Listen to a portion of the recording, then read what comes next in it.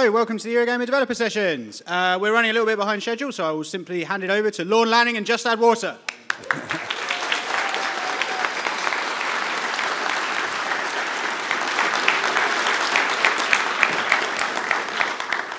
Well, thank you everyone for coming. They said if I came, they'd give us the biggest room, the bigger room, and I was like, but we're not going to fill the room. And here you are, so thank you. Thank you for coming. Today, I'm assuming there's some familiarity with the Oddworld brand, or you wouldn't be here, correct? Okay, cool.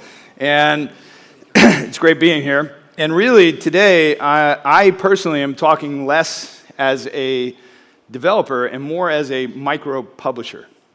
And what I mean by that is any products you've been seeing coming from Oddworld in the last few years have all been self-financed. So we haven't been dealing with the traditional models. And these are some big choices that we made back in 2005. If you remember, we shuttered our studio, but we kept the brand, and we kept our fingers crossed, and we were hoping for digital distribution as a way for us to actually be in control of our own destiny, of what I call Solomon's baby, you know. And if you're familiar with the allegory, the story of Solomon's baby, you know, different people claiming it's theirs and cut it in half and everyone's happy except the baby and the real mother. So in the landscape of what was happening in the world of publishing, I saw that inevitably we'd be leading more and more towards the Solomon's baby crisis. And we never started Oddworld as a with an exit strategy. We never started Oddworld as a business. We started it more like a band, you know? It's just that we had stuff we really felt like we needed to talk about, and the pop of all pop mediums, games, seemed like a perfect place to possibly do that. And if we could do that well, you know, then maybe we could sort of be a Pink Floyd of gaming as opposed to a Britney Spears, you know? No slam on Britney, but I like Roger Waters better. And we've been able so far to maintain that integrity. Now, it hasn't been easy, and only because of digital distribution are we able to sort of start doing what we're doing. And as we do that, there's a number of things we've been learning, and a lot of it is from the audience. So, and you can tell I'm aging here, so I put on my glasses. So, it was really critical to us that if we could build a globally recognized brand, then we could actually wind up with a sort of integrity that might stay intact over the years. And by that I meant the reason we wanted to build games wasn't just to build games and have challenge and, you know, make money, but there was things we wanted to say. I mean, when I was looking at the world, I was just completely overwhelmed at things I knew going on. And not everyone necessarily knew these things.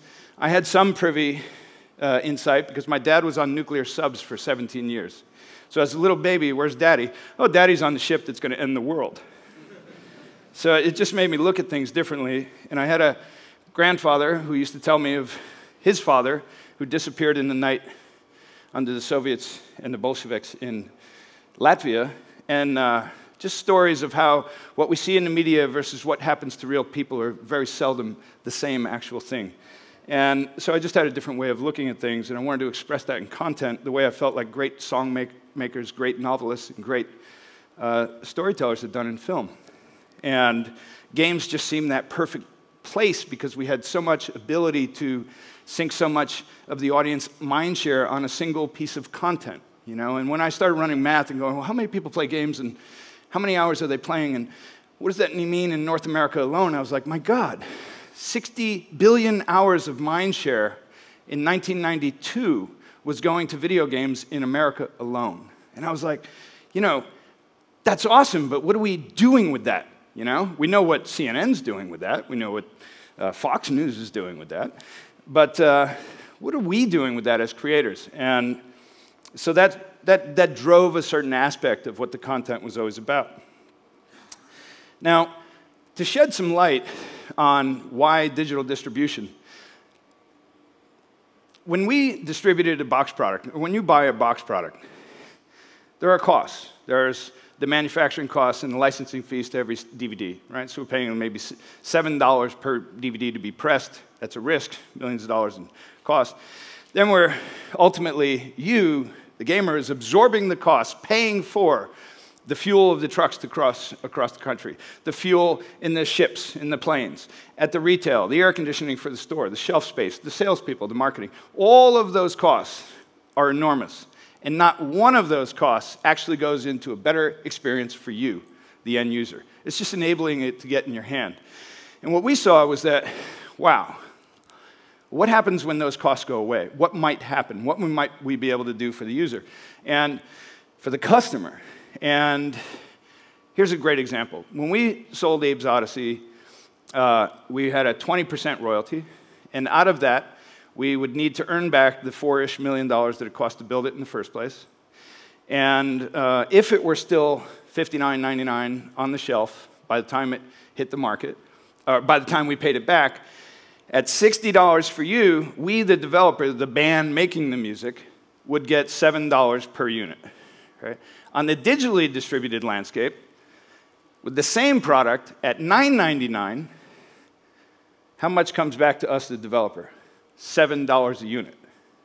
So you can be paying $60 a unit or $10 a unit, but the money's going right to the developer to make more games. And really today, the games that you're seeing, you are funding. And in the relationship that we've birthed with Jaws, that they actually approached us on, and it was fabulous because they were hardcore fans. In that relationship, the agreement is that the profit from these games does not get spent elsewhere, Ferraris, plane gas, you know, wherever it's going for other people. It's not going to buy those things. We don't care about those things. It's going to build more games. And it's going to allow us to start ramping so we can get back to that quintology and finance it ourselves. And that's my ambition, because I don't want to be told what to make. I want to make the songs I want to make. And I think there's an audience that resonates with that. I've always had that faith. And that we're even here, you know, talking about Abe 15 years later is, I think, in some ways a testament to that, and it's very inspiring. So what we've been doing is saying, okay, well, how do we try to provide those games to a wider audience that didn't have them before? And one of the great things that was happening was that we infected a bit of an audience at the initial release who now has children. And when those games started to become available on Steam or PSN, we saw that we were getting our first customers, users, fans, were now turning that on to their children, and it was blossoming new possibilities. And that was really exciting. So what we said was, okay, let's keep stepping up the risk. So if we do something, and we're paying for it for ourselves, so we have to be very careful.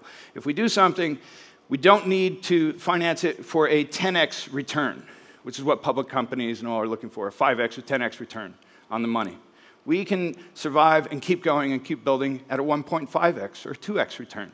So for a lot less profit, for a lot less sales, we can actually keep going in something that actually Oddworld was always built on and always talked about, which is really our life in an unsustainable world, right? And I was more focused in what do we do as individuals to try and get a little smarter in a sustainable world that we all live in. And I don't mean that in some woo-woo-y California way, even though I live in Berkeley, you know.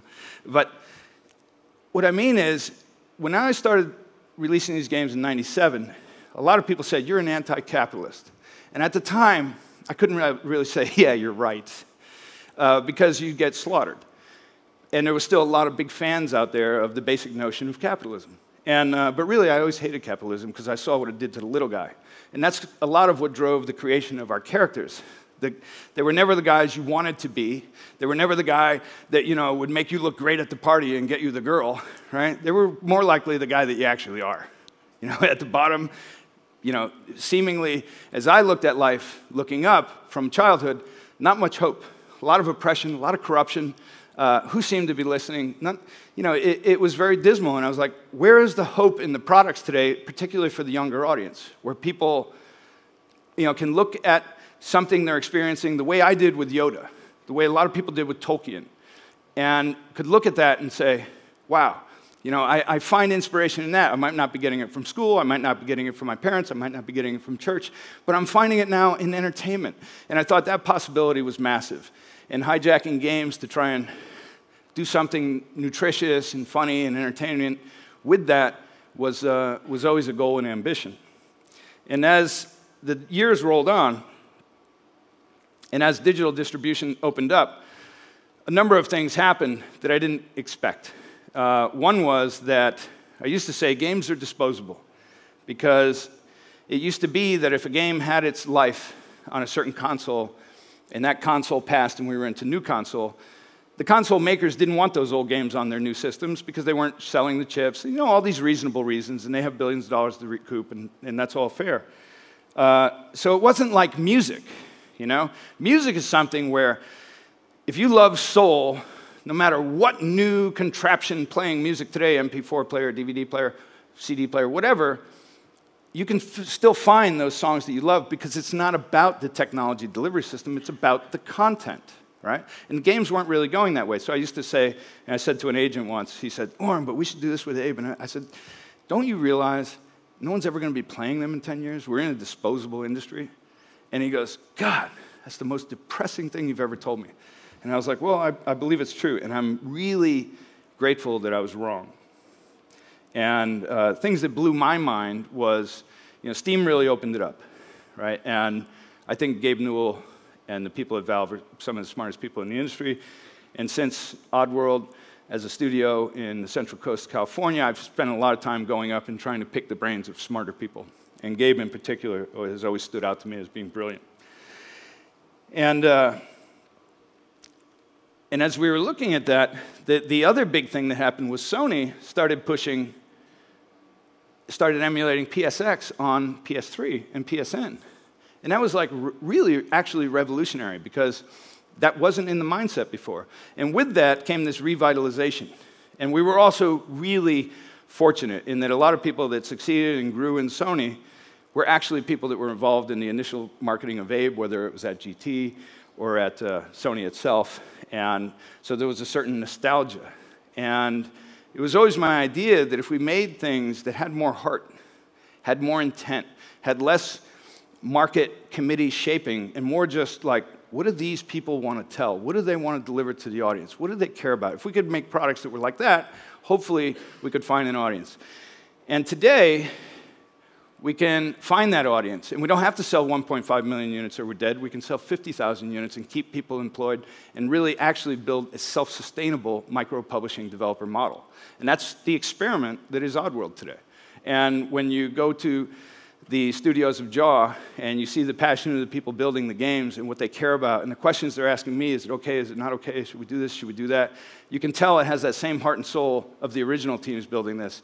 And that's a wonderful thing to see, and I think it's reflecting in the products that they're starting to making. I think most recently with Stranger HD. Did many of you get the chance to see that at all? Okay. I think they did a good job. Yeah? To Jaw for doing a great job on an existing title. Thanks, guys.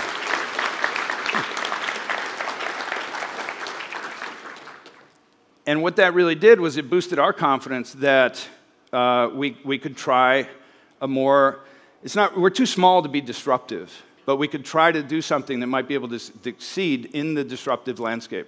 And that was self-finance, find an audience, listen to that audience. Because if you're telling us something, before it was very hard to hear it. I mean, look, when we did the first Abe, half the market didn't even know what www meant, right? Really, there was no Facebook, there was no YouTube. There was not a lot of these things that bring exposure today. But when we made that, we had this faith in its longevity, and we always stored the assets. I remember seeing what George Lucas was doing with Star Wars, what Disney had done from the original movies, and I was like, we've got to store the assets because maybe there's new life in this down the road. And as that new life has emerged, what's happening is that we are now reinvesting everything that comes in to raise the bet, raise the risk for each one. And the success that I believe Sherry and I, because Sherry and I still are, as the initial founders and still the whole owners, we went through war to sort of get it to stay intact, to keep that baby whole and not get split, right? And the success that they've been bringing and the love and passion that they're putting into the products, I think, is reflecting to the audience. And really, the audience is who's paying for the games now.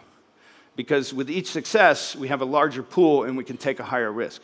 So where Stewart's going to be talking a little while about Abe and what's coming with Abe, commonly so far referred to as Abe's Oddysee HD, it is not. It is more than that. It's a whole rebirth from ground zero, Abe in 3D. However, in listening, even when we came out with Stranger, a lot of people were like, I want that classical, old, platformer play. That what was going on with that? I want that. And it was very surprising to us to hear just how many people were saying that. And in a landscape of, Calls of Duties and these, incredible-looking games in 3D. And so we were like, okay, how do we address that and do it in a way that actually maximizes newer technology, that we can use that technology in a way that I call neo-stalgic, right? Where we take the nostalgia and we just turn it to 11, And in doing that, how do we maximize what we were always after, which is the emotional engagement of the characters? Like, that was always critical to me in designing a character. If you look at Stranger, if you look at Munch, if you look at Abe, each of the mechanics that they did was integral to who they were.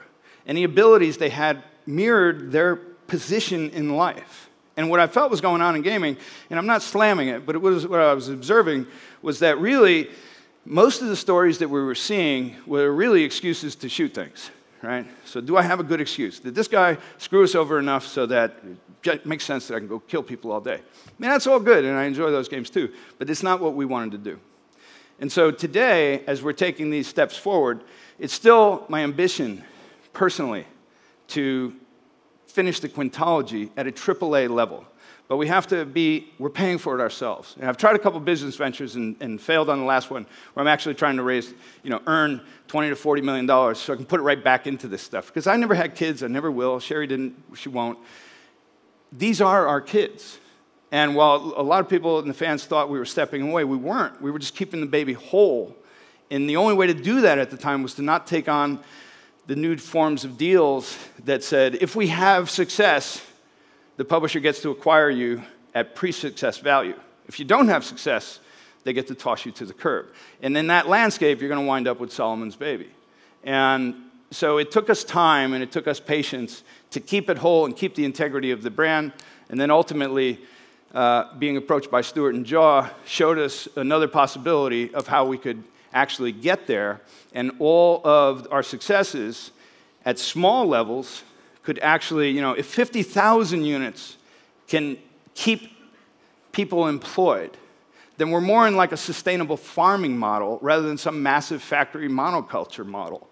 And if we can do that with growth, we'll keep on increasing that bet. And if we blow it, because we don't have the $4 million marketing campaign, we don't have it. So what we're relying on is we're relying on the press and we're relying on the audience to spread the word and say, I like this. And we're very fortunate that we had a globally recognized brand that sustained some integrity. But because of that, we're able to reach new audiences today, and we're able to do it at a lower risk, which means less risk to the baby staying whole. And we can do it with smaller successes and build. And eventually, we aim to finish that quintology and get back to AAA, but I don't want to do it until I'm paying for it. Because then, we get to make the music we want. And on that note, I'm going to hand it over to Stewart. He's going to show you what they're up with, talk about the new titles. And I just thank you all for being here and supporting us.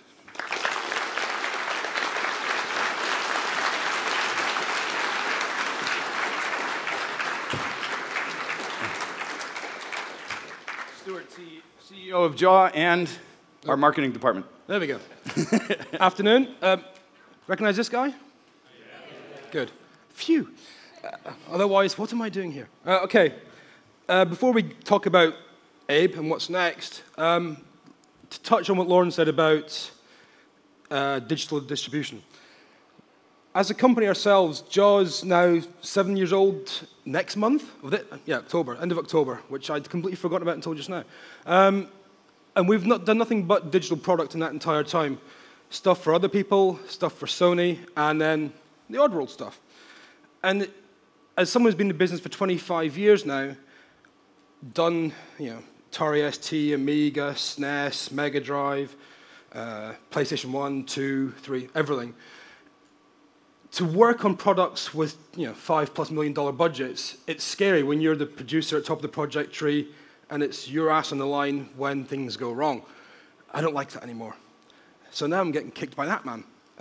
which is not as hard, which I like, which is good. So on digital distribution,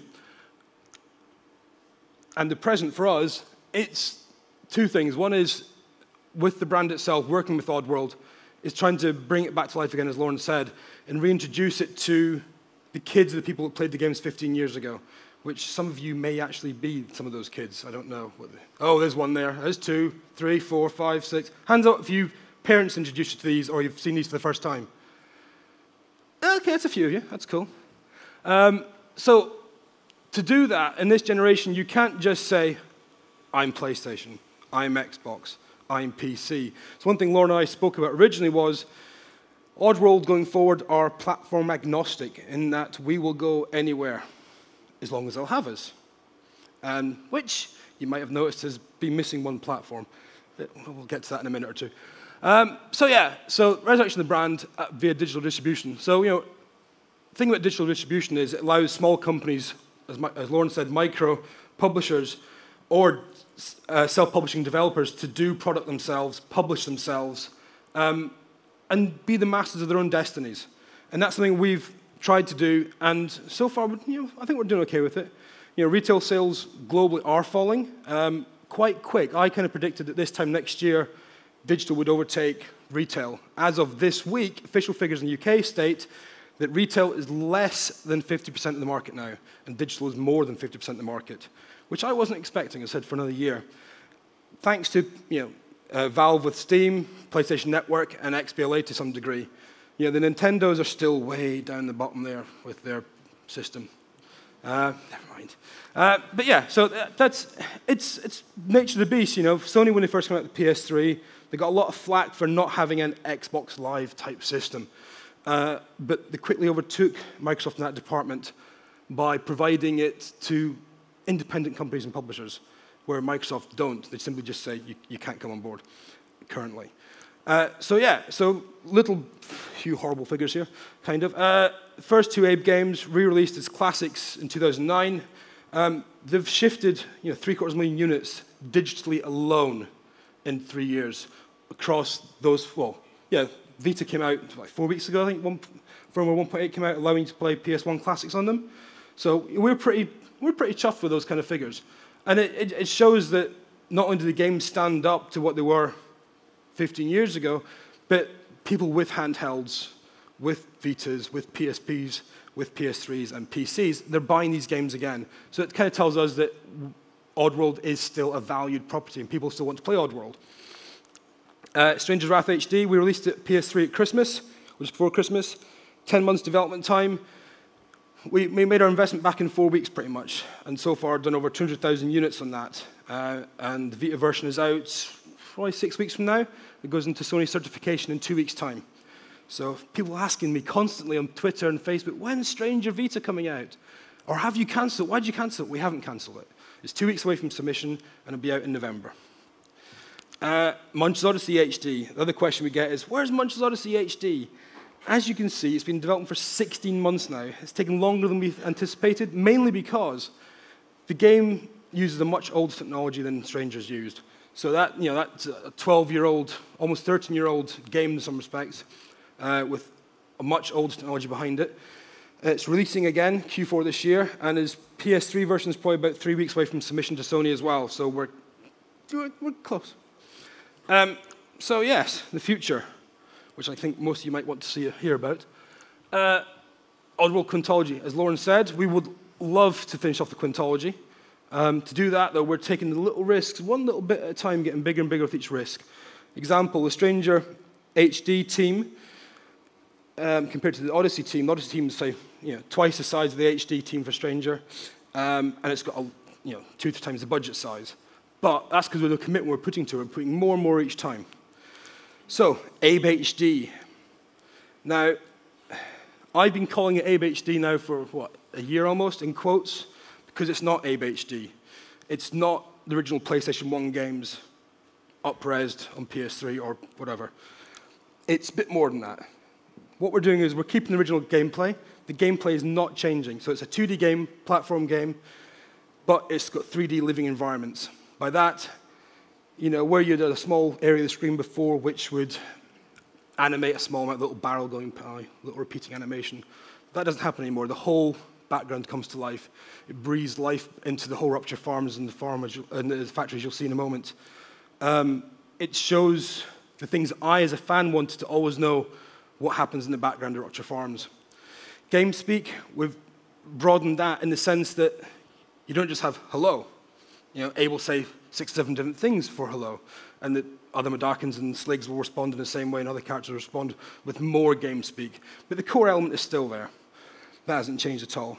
And there's a few surprises we're going to talk about in the next year before we come to release. So, Oddworld Abe's Oddysee, new and tasty is what we're calling it. Yay! Okay.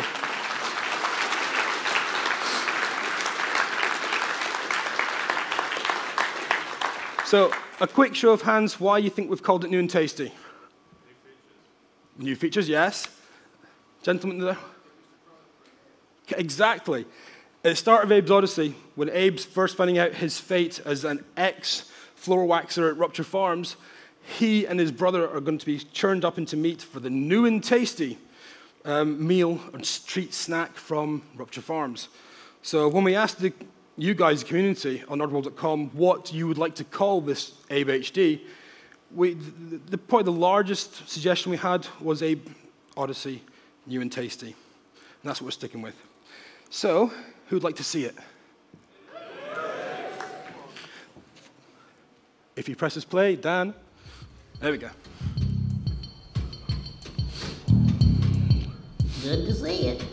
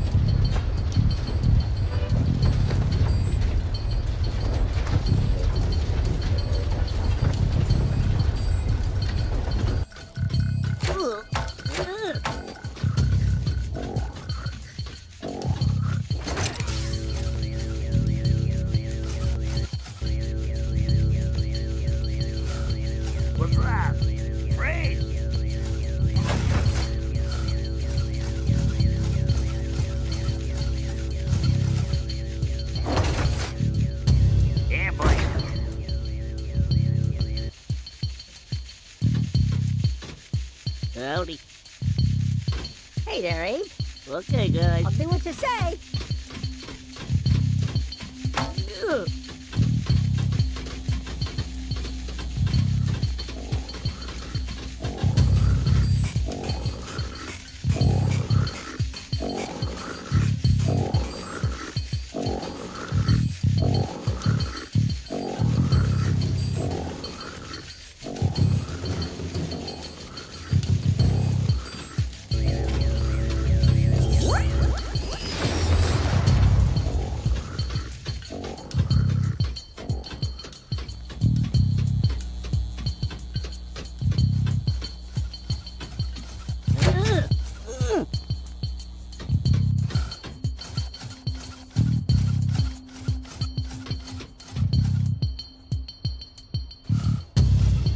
Yeah.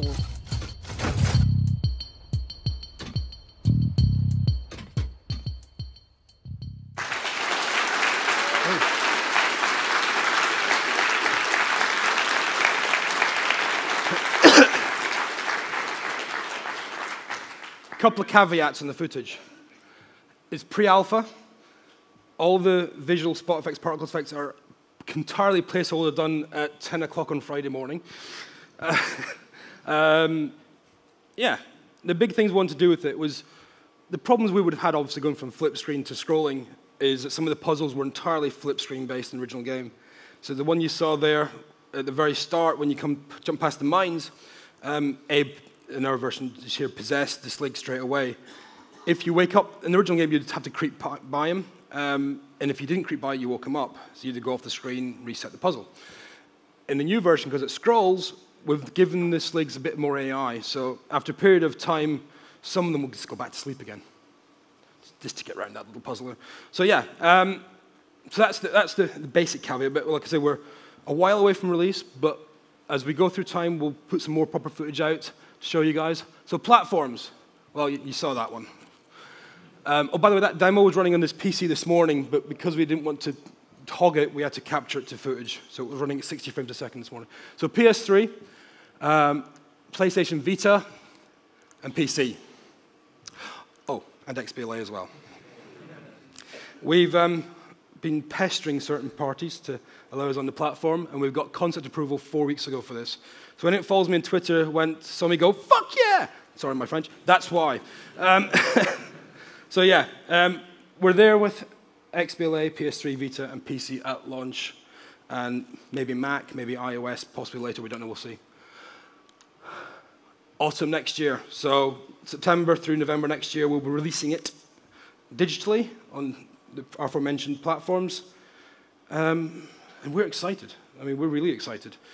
It's the game I've wanted to make now, well, 15 years, kind of, but as a developer in modern times, probably the past 7 years, bugging Lorne via a mutual friend of ours to get Lorne to remake Abe, and message going, Lorne doesn't want to do Abe, he doesn't care about Abe anymore. He does care about Abe, he doesn't care about, at the time, the future platform, didn't know how it was going to go, as he said. So now we know that digital is happening and is working very effectively. It's time to bring back Abe. So there you go. That's my bit done. Do we have any questions? I think Tom's going to come up from Eurogamer, and oh, here he comes. And Lauren, you want to come up here as well? Do some questions? Okay, can we get the house lights up, Tanya? Lovely. There are guys with mics in the audience, so if you can stick your hand up, we'll find you. And I will, yeah, if you keep your hands up in between questions as well, so we can keep preloading microphones. And when you get the microphone, please stand up, ask your question, and sit down again. Let's start with this guy in the centre. Oh, hiya. Dan Taylor. Nice to see you again. Right. Can I ask politely, do you know if the fan petition has managed to get any more distance with getting Abe into PlayStation All-Stars? I can't talk about that. Right. Okay, this chap, the mic is just behind your shoulder. Could you stand up so people can see you? That's great. What was the story behind the name change from Oddworld Stranger to Oddworld Stranger's Wrath? You know, it's weird because people have been asking me that, but I always thought it was Oddworld Stranger's Wrath. You know? From the very beginning? Yeah, from the very beginning. And the first video, the name was Oddworld Stranger, and I thought that... Oh, well, you know, back then, you know. I mean, everything's an iteration, right? So as a developer in the trench, you know, you're constantly having to show goods to keep the faith from your, you know, paymasters, and show something to the audience and show that there's an audience that wants it.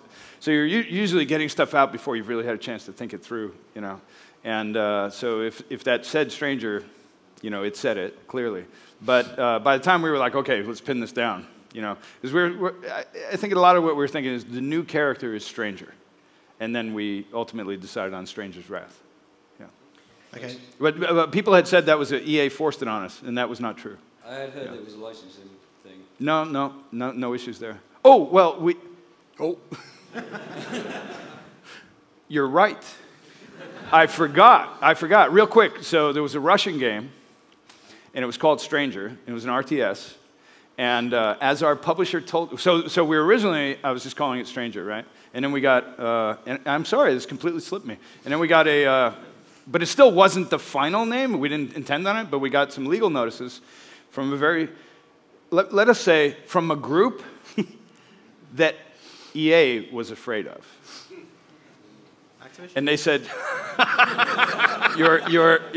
their legal department, you know, not only legally, but in other ways too. Did I mention it was a Russian developer? So, yeah. And so it, you know, it was fine. I never cared because we never were going to carry that as a single title anyway. So there's the story. And thanks for the reminder. You're welcome. Okay, due to overruns, we have time for a couple more questions. There's one here in the front, and then there's one over on the side. So go ahead, sir. Hi. Hi. You said you want to continue with the quintology. Yeah. Is it the same plan? So like the third one would be Squeak's Oddysee? I hope so. Yeah. Now, you know, in content, right? I want to quickly. You always have to be careful for changing market conditions or events. For instance, Mudokan Pops was originally, the logo was a head on a stick, right? And then something happened in Japan where a kid murdered someone in a schoolyard, school kids, and hung the head on a stick on the front of the school. And it shocked the Japanese people. It was very uncommon. And in good taste, you change that. Another case is Munch's Oddysee. All of the newspapers that were reporting the fugitives throughout the game originally were calling them terrorists. Right? And then shortly before release, we had 9/11. So being intelligent, you have to be adaptable. And so sometimes, you know, the intent is, yes, Squeak would be the next. But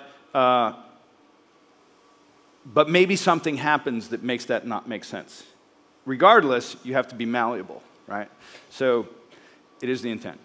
And with Abe's HD, well, new and tasty. New and tasty. Can he still fart? Oh, yes. Of course. Oh, yeah. And we put quick save in as well before Henry asks that one. Yeah. Okay, we have time for one more question. It's someone over on the right, I think. Yeah? There you go. Yes, in the centre of the right. Well, so with the release on the PC, I assume it's coming on Steam, right? Mm-hmm. Yeah. With Steam coming to Linux soon, would you be willing to release it for that platform, HD, and also maybe port the previous ones? I don't know. We've actually looked at it internally about putting it in Linux and Mac and other things as well. Possible, but not committing to anything. I mean, the goal is, and this is where Steam's been very, I think, great. Steam's been a breath of fresh air for everyone in the industry in different ways, but the goal is just to maximize platforms. So as long as we can afford it, and as long as it makes sense, and makes sense to us, like I said, is different from makes sense to a public company, because it doesn't have to have the same scale rewards. It can be smaller. But any available channel that helps get more people to more games to more people, we're going to try and embrace. Yeah. It's a minute. Can I just ask you all quickly if I can take a picture of you all? Can you all shout Oddworld at the same time? 1, 2. Thank you, guys. All right. Thank you very much, guys. Cheers. Thank you. I know you had a question.